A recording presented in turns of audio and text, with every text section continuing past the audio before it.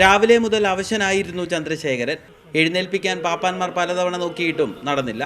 കപ്പിയും കയറും ഉപയോഗിച്ച് ശ്രമിച്ചെങ്കിലും ചന്ദ്രശേഖരന് എഴുന്നേൽക്കാനായില്ല. വൈകുന്നേരം 4 മണിയോടെ ക്രെയിൻ ഉപയോഗിച്ച് ഉയർത്താൻ ശ്രമിക്കുന്നതിനിടെയാണ് വെട്ടിക്കാട് ചന്ദ്രശേഖരൻ ചരിഞ്ഞത്. ഇത്ര അവശ നിലയിലുള്ള ആനയെ പിന്നെയും എഴുന്നള്ളത്തിനായിട്ട് കൊണ്ടുപോകുന്നത് ഇതെന്തിനു വേണ്ടിയിട്ടാണ് ഈ കാണിക്കുന്നതെന്ന് മനസ്സിലാവുന്നില്ല. ആനിമൽ ക്രൂവൽറ്റി തന്നെയാണ് ഈ കാണിച്ചിരിക്കുന്നത്. ഈ ആനയോട് കാണിച്ചിരിക്കുന്ന ക്രൂവൽറ്റി ഒരു രീതിയിലും നമുക്ക് സഹിക്കാൻ പറ്റാവുന്നതല്ല. ഈ ഹെൽത്ത് സർട്ടിഫിക്കറ്റ് കൊടുത്തിരിക്കുന്ന ഡോക്ടർ എന്ത് നോക്കിക്കൊണ്ടാണ് ഹെൽത്ത് സർട്ടിഫിക്കറ്റ് കൊടുത്തിരിക്കുന്നത്? കാരണം ഇത്ര വീക്കായ ആനയ്ക്ക് ഹെൽത്ത് സർട്ടിഫിക്കറ്റ് കൊടുത്തിരിക്കുകയാണ്. അത് ഓൾറെഡി അത് ഉദനാപുരത്ത് വെച്ച് വീണു.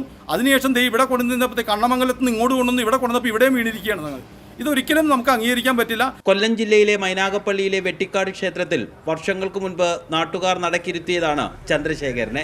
57 വയസ്സുണ്ട്. കൊമ്പന് കഴിഞ്ഞ കുറച്ചു നാളുകളായി ആരോഗ്യ പ്രശ്നങ്ങളുണ്ടായിരുന്നു. ആനയ്ക്ക് തിരുവിതാംകൂർ ദേവസ്വം ബോർഡ് വേണ്ട പരിചരണം നൽകിയില്ലെന്ന് പരാതിയുണ്ട്. ചെങ്ങന്നൂർ മഹാദേവ ക്ഷേത്രത്തിലെ ഉത്സവത്തിന് അവശനായ ആനയെ എത്തിച്ചതിലും ആന ക്ഷേത്ര കോമ്പൗണ്ടിൽ വെച്ച് ചരിഞ്ഞതിലും ഭക്തർക്ക് അമർഷമുണ്ട്. മാതൃഭൂമി ന്യൂസ്, ആലപ്പുഴ.